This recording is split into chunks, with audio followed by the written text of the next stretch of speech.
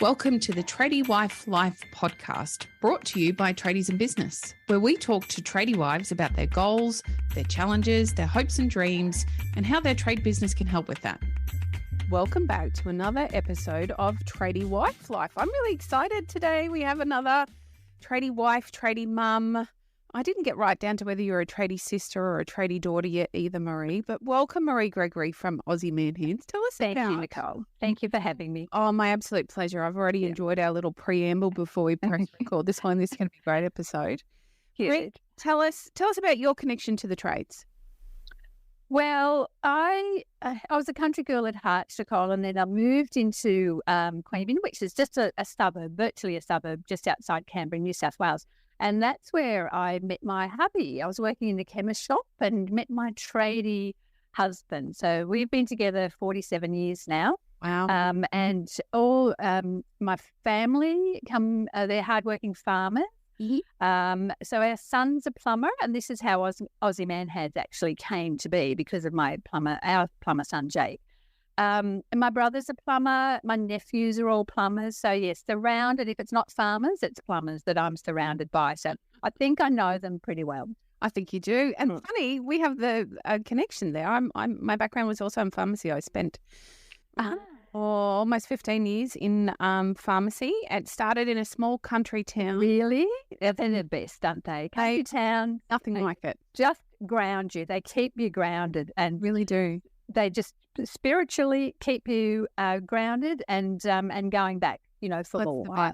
It's a great place to bring up kids, especially nowadays. Absolutely. And there's the pharmacies back then, I still think now, were the lifeblood of the town. They were the the kings of the town. Yes. The people that were the keeper of all the secrets. Yeah. And you just knew everybody, Nicole. Like I was 17 when I started to work at the local pharmacy here in Queanbeyan.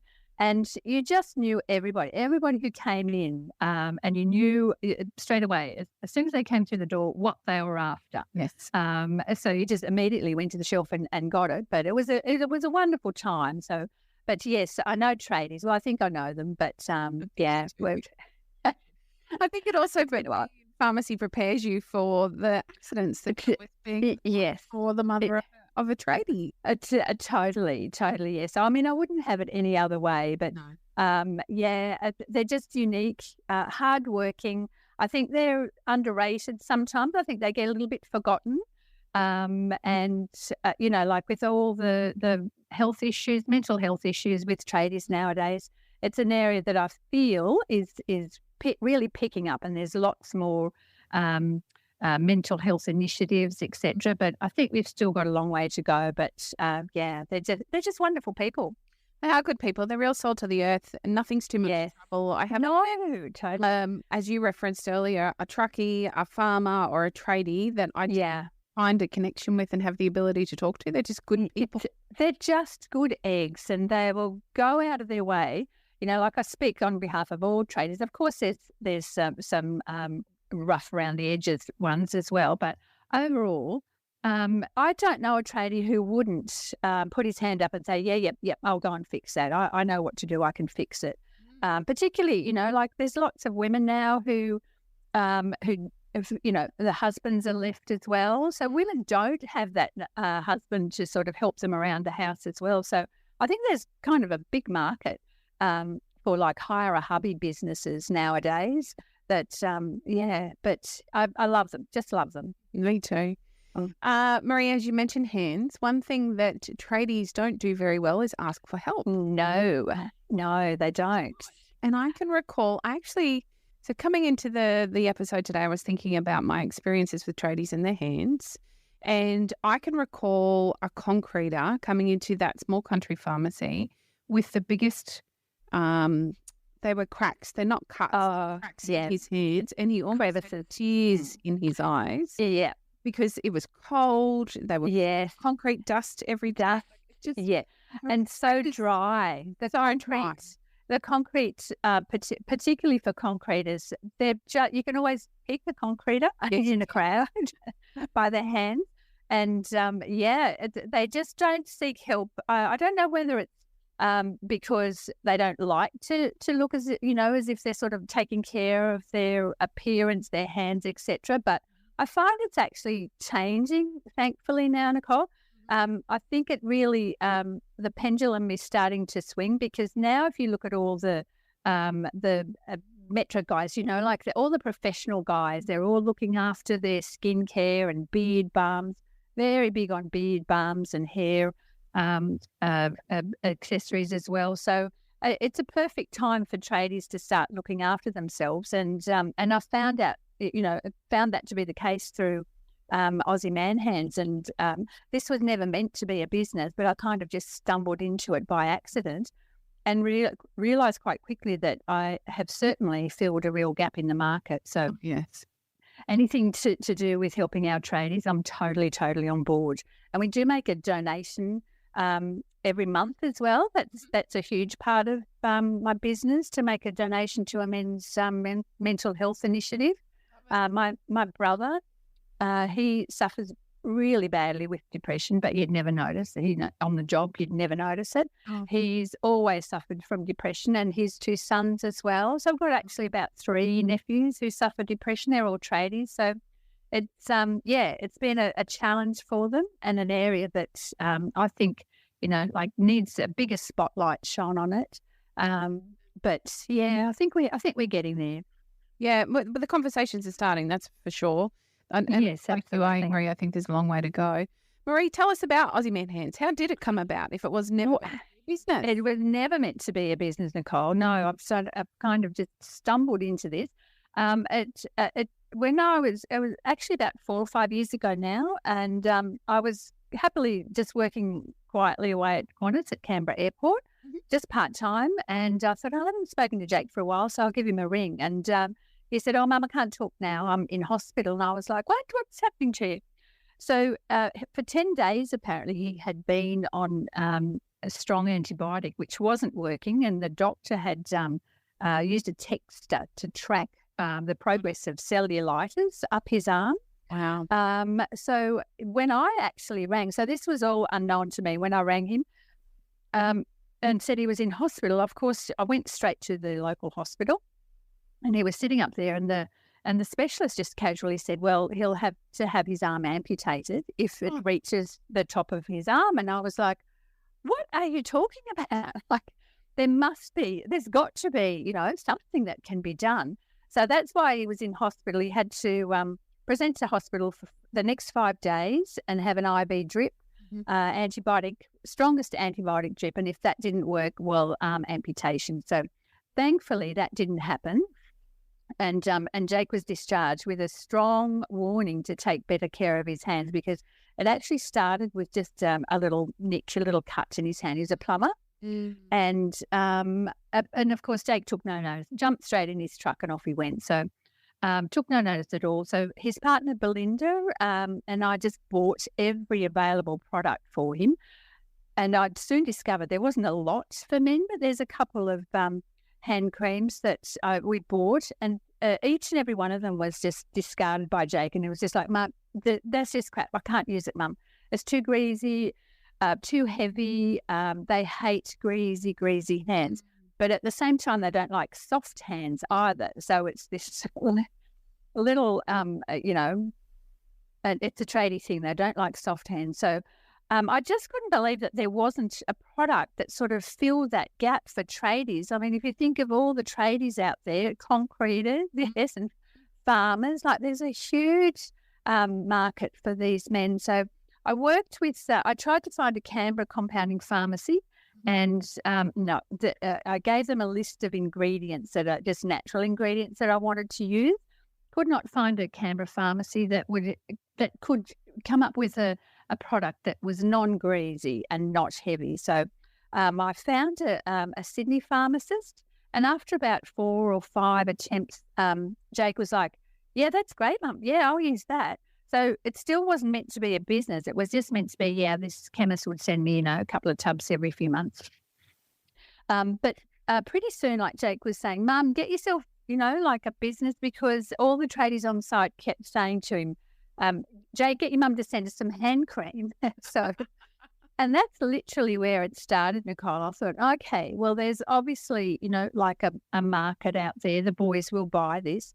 But again, I was kind of skeptical. But pretty soon, like the sales started coming in, and then Hip Pocket Workwear contacted me, and stockers started inquiring as well. So, yeah, it's been a really interesting journey. And lots of mistakes made on my part, because I didn't have like a business background. So I really struggled with how to do this, how to make it grow. But yeah, I've kind of, I've made it work.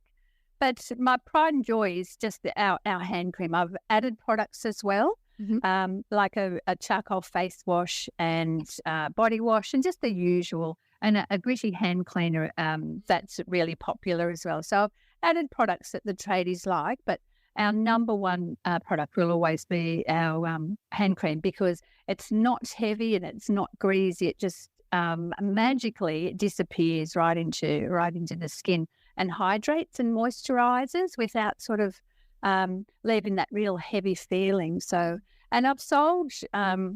Just on that, while I think of it, Nicole, there's a fella in England. He actually works on a big ship off the coast of Turkey, and he is a regular. And you think, well, surely there must be hand cream in England, but he just loves it. And I've sold to New Zealand and the UK and Germany and America. There's a fella in America who's a big supporter. So yeah, it's been a real journey, but I never forget the purpose of it, and that's for the tradies. That, as I said, our hero product will always be taking care of those tradie hands, so they don't end up, like Jake, with really bad skin infection. Yeah, that's a very serious consequence, that's for sure. Yes, totally. Maree, you mentioned that you made some mistakes along the way in your business. Can you share some of those with us? Well, I guess, Nicole, it was just not having the confidence in business to know where to spend money on marketing, because that's just been an absolute nightmare, how to work out how to reach the tradies, because they're not all about the Instagram moment themselves. So it's been a little bit of a juggle, and you can just keep pouring money into marketing agencies, and not that I've made mistakes there, but it's just, if I had my time over again, I'd really sort of try and focus on, I'd get myself some really good advice from, I don't know who, like I'd reach out to somebody and find somebody who could sort of say, no, I've been down this path myself, and focus on this area. Don't worry about Facebook or Instagram or TikTok, but put it into advertising in media or whatever. I found that I just lacked the confidence, and it can be lonely as well in business. Like it's you don't. That's what I missed about not working at Qantas anymore after COVID. Like everything sort of obviously shut down, but I missed the camaraderie with going to work, and in business, it's quite lonely if you have a home office and you don't have anybody to bounce ideas off. So yeah, it's been interesting. I haven't made any huge mistakes that sort of jump out at me, thank goodness. But it's more an age thing, because I'll be 65 this year, and I kind of predate Google. So yes, like it, I love that. So it's like, well, I really don't know what I'm doing here, but I seem to just, like ask a few questions from people, and the Facebook groups are always fantastic for advice as well. The Tradie Ladies group is great. So I'm part of the Tradie Ladies Facebook page, and I can always read the room from their posts and things, So yeah, it's been good. It's been interesting. And it really, Nicole, if I have one thing that I'd sort of want to do a shout out to women there who have kids and they're thinking, have boys or even girls now going into a trade, I would say absolutely let them go for it. Don't worry about going to uni, just go for it. If I can just quickly tell you this story that I thought of this morning with Jake. he was dreadful at school. This is Jake, our son. So obviously Aussie Man Hands, as I said, is built around Jake. He was dreadful at school, but from a very early age, just water was everything to him. And his uncle was a plumber. So his dad, Pete, is a plasterer. So Uncle Gordon was a plumber. So we just knew he was going to follow, in the trade footsteps and be a plumber.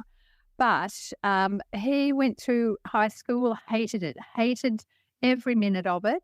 And I always thought that he was doing his homework, because I'd ask him, I said, have you got homework? His sister Laura was, just the total opposite to Jake. She was always there at the table, school bag down, pen and pencil out. But Jake, no, I did it at school, Mum. I was like, oh, good boy, good boy. Anyway, I get this letter in the driveway. I remember it like it was yesterday, and it was from the education department. And it pretty much said that his school certificate, he wouldn't even be getting his school certificate because he hadn't done homework for 3 years. And I was like, oh my God, I'm such a bad mother. This is such a reflection on me. Like, I was so angry at him, but I was more angry at myself for actually allowing this to happen. So, of course, I waited for him to come home, and in the end, I said, Jake, you might as well just leave school now, like not even attend the rest of the year. There's the yellow pages. This was back in the day of, the yellow and white pages. I said, so you get yourself a pen and paper and you you write a letter to every plumbing company in Canberra and Queanbeyan and tell them that you're looking for an apprenticeship. And, I think I cried for days, Nicole, just worrying about he would be a druggie, playing bloody video games on the lounge all day. But no, he did.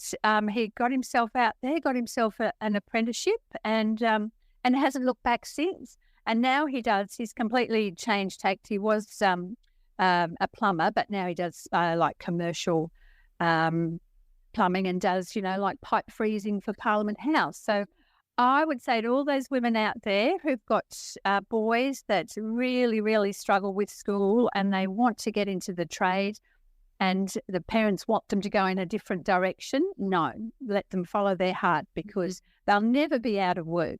They'll absolutely never be out of work. No, definitely not. And if you go into plumbing or electrical, apparently you end up with fancy things like helicopters and boats. Well, it's not true, no. But isn't it funny though, like how now, years ago, I just think back and tradies were the bottom of the pile. Like that was so frowned upon. But now, like just to watch them, they've got all this fantastic workwear gear. They're finally where they need to be. They're appreciated. So I think it's fantastic. Finally appreciated. Maree, deciding to turn something that was a love job into a business, I wonder if that provided even just the thought of making that decision, the thoughts around that decision. Was that confronting for you? Was it? It was. No, it was hard, Nicole, because as I said, I was about 58, 59 at the time, and I thought, well, I'll just get myself a website made. And I found a good online business manager, and she had the experience in the background as well of running a business. So I found that I just sort of outsourced it all to her.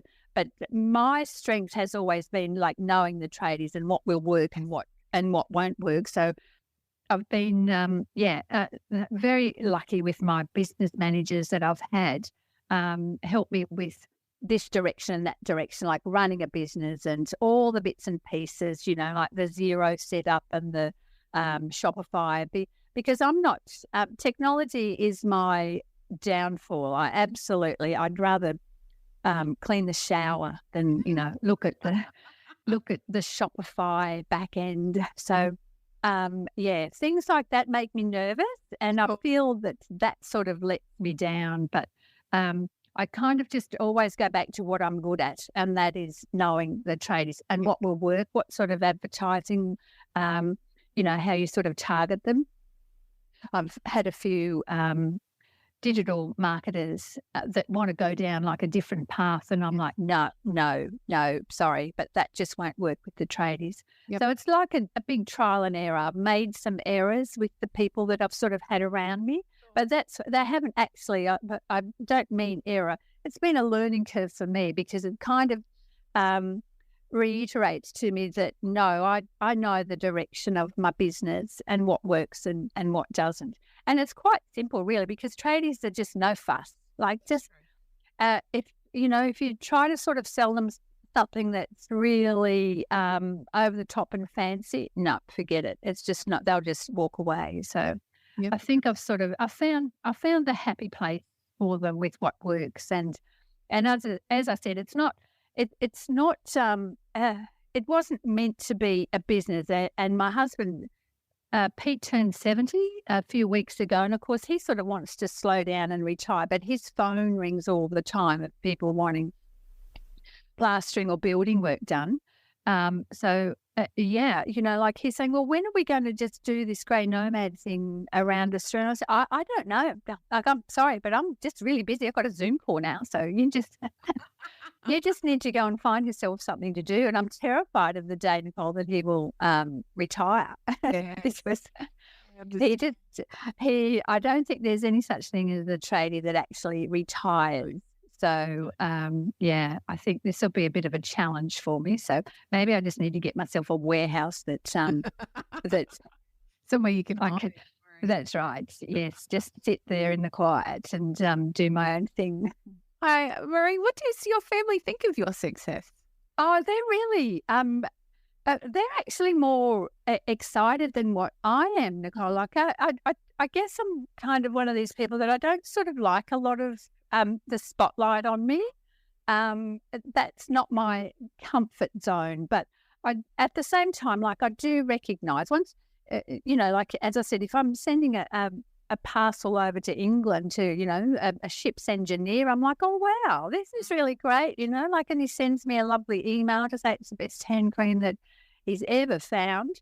And I've also got a lot of women who contact me and say they use it as well because it's great for their dermatitis and sensitive skin.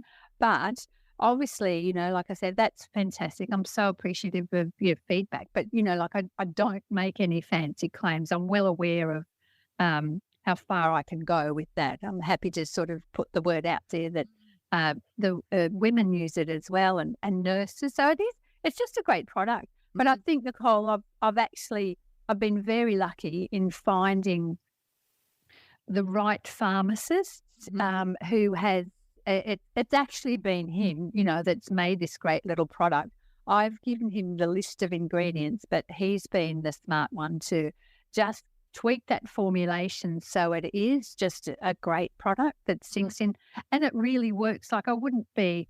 This is 5 years now, and I wouldn't be bothered with this if I was just trying to sell, X, Y, and Z products. I wouldn't be doing that, but it's a great product. Maree, is it still all manufactured starting with that original pharmacist? Does it still come out of the same compounding chemist? Well, I had to go, the formulation I had to take to a big skincare pharmacy in Sydney, and because I couldn't sort of keep up with what the pharmacist could do for me. So, I just get 10,000 tubs sent to me every so often out of Sydney. And, I've got a big 3PL company now that does all the packaging for me because I couldn't keep up with it. It was just getting out of control on the kitchen bench. It's going really well, Nicole. I'm very happy with where it is.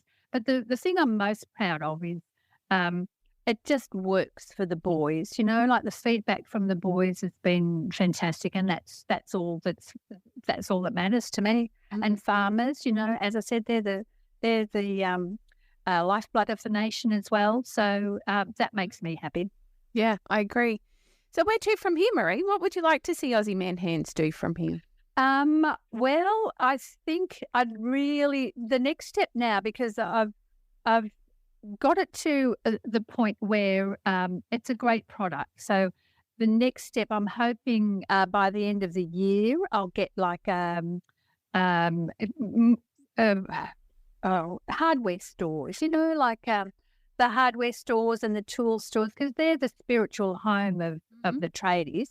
But I've sort of neglected, I haven't reached out really to them because I wanted to learn all about the business myself. Yes. And, volumes and what's expected if you go to Woolies or Coles. And, I'm just sort of a little bit hesitant with all that at the moment. The workwear stores, I've got some of the hip hop stores contacted me, and they're easy to manage. But I think now it's sort of, I need to go to that next step and get into the bigger hardware stores.